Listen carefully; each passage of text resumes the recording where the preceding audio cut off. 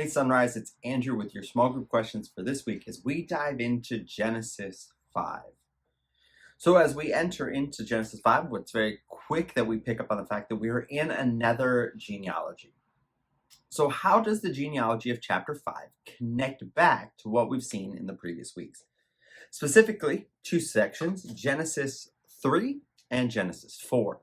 What are the connecting points in this text that helps inform what we are studying today? And so from that, one of the questions, what are some of the similarities that we see in Genesis 4 and Genesis 5? What's the importance of those similarities? And what do we learn from these two texts about these two lines? Okay, and as you read the text, as you work through it, what are the differences? Okay, so you look at these two lists, there are clear differences by how they're structured and some of the information that's given in them. And so as you think about it, as you read it, you begin to see some of these things, and I want to dive into a couple of them here. One specifically is, what is the relevant importance of the fact of the second list, the seed of the woman that we see here in chapter 5? What is the importance of the fact that it highlights that each of these men died? What is the role of death in this genealogy? What is the role of the dates given in this genealogy?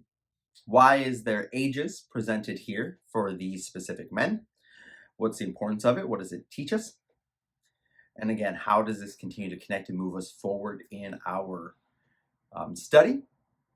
And then through this, again, as you dive into these individual people, again, we don't have much information, but what's the importance of Enoch?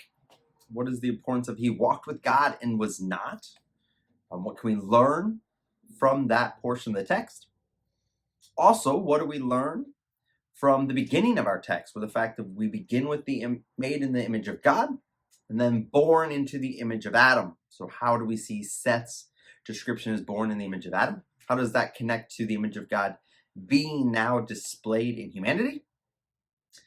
And then lastly, what is the role of Lamech's final phrase? When we read Lamech's prayer at the end of Noah, out of the ground that the Lord has cursed, this one shall bring us relief from our work and from the painful toil of our hands.